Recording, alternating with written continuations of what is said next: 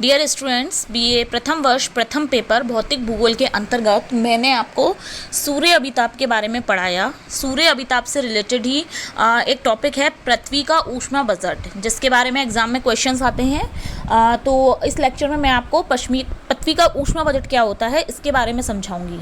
जैसा कि आप सभी जानते हैं, हमारी पृथ्वी पर ताप की प्राप्ति किससे होती है? सूर्य से। सूर्य एक धधकता हुआ गैस का गोला है, लेकिन अगर हम एक बात करें, सामान्य रूप से ही बात करें, तो सूर्य और पृथ्वी के बीच जो है वो बहुत दूरी है, लगभग 14 करोड़ 90 लाख किलोमीटर की दूरी है। अगर सूर्य का सारा प्रकाश हमारी पृथ्वी पर आ जाएगा तो पृथ्वी इतने प्रकाश को सहन नहीं कर पाएगी, इतना ताप सहन नहीं कर पाएगी। तो उसका परिणाम क्या होगा कि पृथ्वी जो है वो पिघल जाएगी या धधक जाएगी। कई सारी जो हैं वो विसंगतियाँ इसमें उत्पन्न हो जाएंगी।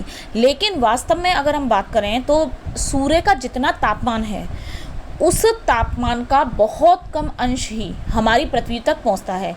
जैसा मैंने आपको पहले भी बताया कि लगभग 1/2 अरबा भाग ही हमारी पृथ्वी को प्राप्त होता है। तो जितनी ऊष्मा या ऊर्जा सूर्य से पृथ्वी को प्राप्त होती है, उतनी ही मात्रा में वो वापस जो है वो शून्य में लौटा भी देती है, जिससे जो पृथ्वी है उस पर जो टेम्परेचर है यानी जो ताप है उसका बैलेंस, संतुलन बना रहता है। तो ये जो संतुलन बना होता है इसे ही हम पृथ्वी का ऊष्मा बजट कहते हैं। जैसा कि हम सभी जानते हैं कि पृथ्वी का लगभग औसत तापमान 15 डिग्री सेंटीग्रेड है। सूर्य ताप और जो भौमिक विकिरण है उनके संतुलन के कारण ही ऐसा संभव है कि एक औसत ताप होता है। जैसे गर्मियों में टेम्परेचर बढ़ जाता है, लेकिन इतना नहीं बढ़ता कि वो स्थिति आ जाए कि बहुत ज़्यादा मतलब मनुष्य को रहना मुश्किल हो जाए। तो जो पृथ्वी और सूर्य का जो ताप है उसके मध्य में जो संतुलन है उसे ही हम पृथ्वी का ऊष्मा बजट कहते हैं। पृथ्वी को जो शुद्ध कुल ऊर्जा सूर्य से प्राप्त होती है उसे हम पृथ्वी का ऊष्मा बजट कहेंगे। अब मैं आपको बताती हूँ कि किस तरीके से सूर्य से पृथ्वी को ऊष्मा की प्राप्ति होती है। जैसे कि सूर्य से सौर विकिरण के द्वारा पृथ्वी पर ऊर्जा आती है। ये ऊर्जा कुल 100% निकलती है सूर्य से। 100% निकलने के बाद में जो सूर्य से 100% ऊर्जा आ रही है उसमें से 35% जो भाग है वो वापस पृथ्वी पर आने से पहले ही वापस चला जाता है। इसमें से 6% तो वायुमंडल के द्वारा प्रकीर्णन के माध्यम से, 27% जो है वो वायुमंडल में बादलों के द्वारा परावर्तित कर दिया जाता है। 35 में से 27% बादलों के द्वारा और 6% वायुमंडल में प्रकीर्णन द्वारा वापस चला जाता है। फिर बचता है शेष 2%। तो ये 2% जो है वो पृथ्वी की सतह पर पहुंचता है और पृथ्वी की सतह पर पहुंचने के बाद परावर्तन के द्वारा वापस लौट जाता है। तो 100 में से 35% तो पृथ्वी पर आता ही नहीं है। इस 35% के हट जाने के बाद में कितना सौर विकिरण बचता है? 65%।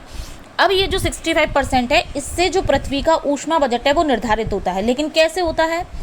जैसे जो 35% वापस चला गया उसका तो पृथ्वी को गर्म करने में कोई योगदान ही नहीं है। बचा है हमारे पास कितना? 65%। इस 65% में से 14% भाग जो है वो वायुमंडल में जो जलवाष्प रहती है उसके द्वारा अवशोषित हो जाता है। यानी बादल हैं, धूल के कण हैं, तो वायुमंडल जो है इसमें से 14% को अवशोषित कर लेता है।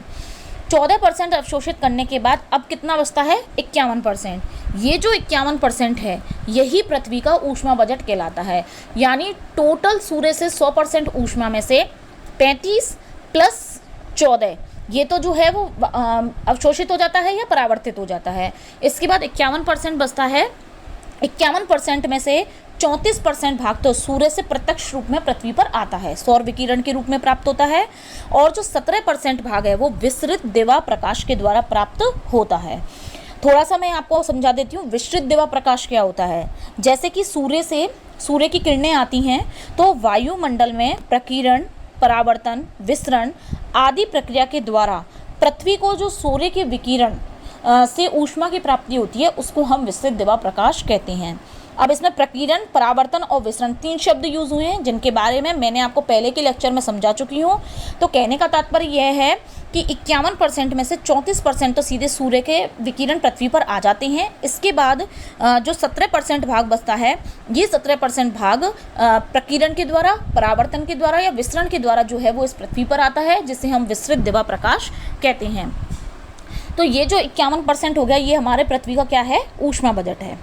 अब अगर हम बात करते हैं पृथ्वी पर ऊष्मा संतुलन की, तो ऊष्मा संतुलन के लिए क्या ज़रूरी है कि जितना ताप पृथ्वी पर आ रहा है उतना ही वापस भी जाना चाहिए।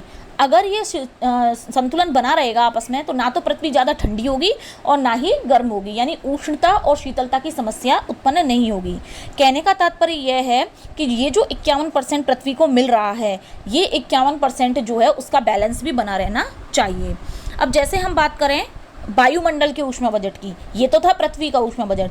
जब हम वायुमंडल के ऊष्मा बजट की बात करते हैं तो वायुमंडल में 14% तो अवशोषण हो गया, जो मैंने आपको बताया था 65 में से 14 बादलों ने अवशोषित किया। इसके बाद में पृथ्वी पर जब सूर्य की किरणें आई, किरणें आने के बाद में पृथ्वी से टकराने के बाद वापस पार्थिव विकिरण के रूप में चली गई, तो वो कितनी थी 34%। तो टोटल मिला के कितना हुआ 48%। अब क्या है, हमारी पृथ्वी पर कितना हमें ताप की प्राप्ति हो रही है 51%। उस 51% में से वापस भी जाना चाहिए, तो 51% में से 9% तो विक्षोभ और संवहन के द्वारा और 19% वाष्पीकरण के द्वारा वापस चला जाता है। तो इस तरीके से वायुमंडल का ऊष्मा बजट की बात करें तो ये आता है लगभग 48 या 49%, और पृथ्वी का ऊष्मा बजट कितना आता है 51%। अब हम बात करें अगर सूर्यताप मापने की इकाई को, तो सूर्यताप मापने की इकाई क्या है, लैगली है। तो इस तरीके से हम ये देख सकते हैं कि हमारी जो पृथ्वी है उस पृथ्वी पर सूर्य के ताप से 100% में से केवल 51% ही जो है वो सूर्यताप की प्राप्ति होती है, और इस 51% का बैलेंस भी पृथ्वी बनाकर रखती है, अर्थात जो वायुमंडल है उसमें भी लगभग 48% ऊष्मा बजट रहता है, जिससे कि पृथ्वी पर जो है वो तापमान का एक संतुलन बना हुआ रहता है। तो ये सूर्यताप से रिलेटेड एक छोटा सा टॉपिक था जिसको मैंने आपको समझाया। समझने में बहुत ही आसान है ये। तो इस तरीके से जो आपका सूर्यताप का टॉपिक है वो कंप्लीट होता है।